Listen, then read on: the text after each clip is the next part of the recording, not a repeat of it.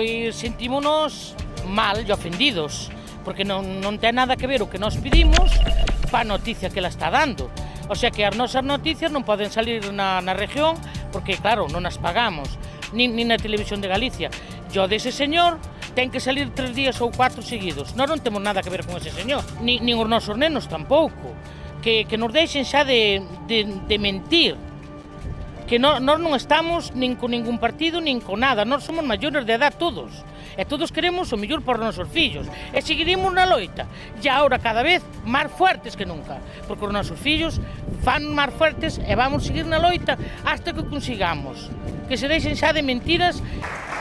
E de verdad que lamentamos que as familias dos futuros usuarios dos centros, que toda a cidadanía de Ourense teña que estar pasando polo bochorno e pola indignación que temos todos dende esta fin de semana. Cando lemos nun xornal a páxina completa que o voceiro da plataforma estivo en prisión condeado por abusos a unha nena de 4 anos, que non ten vínculo familiar coa discapacidade, pero que utilizou as inquedanzas das familias, da xente que coa millor intención o creeu e o seguiu, porque creeu firmemente que estaba defendendo os seus intereses. O Partido Popular debería explicar desde cando sabía isto e no lugar de comunicarlo aos pais e nais os que se lle quere mandar unha aperta, o que fixo foi guardalo nun caixón ata que lle interesou filtralo a un medio de comunicación para facer dano á plataforma e o principal rival político. Sí, faga os xestos que queira.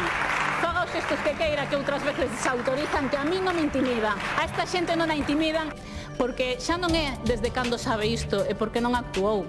E que a raíz desta situación, o BNG tivo coñecemento de que esta persoa tivo un expediente aberto na xefatura de Vigo por unha sustitución que fixo no Avelino Montero de Pontevedra entre finais do 16 e o ano 2017. Un expediente co que a Xunta mirou para outro lado. Ese é o modus operandi da Xunta, señora Arias, cando ten unha denuncia deste tipo.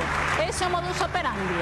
O que xa é máis preocupante é que sea un partido político, unha lideresa como Ana Pontón, a que teña chamado a este señor para leválo nas súas listas. Un señor co que comparte pancartas, co que comparte publicacións en redes e que tanto BNG como o PSOE, co que tamén ten vínculos, usaron de ariete contra a Xunta unha e outra vez. Señorías, en política non todo vale. Hombre, eso no es creíble estadísticamente. Se o BNG tivese algún tipo de vinculación orgánica co BNG esta persoa, sabe o que faríamos? Actuar como sempre actúa o BNG, con contundencia,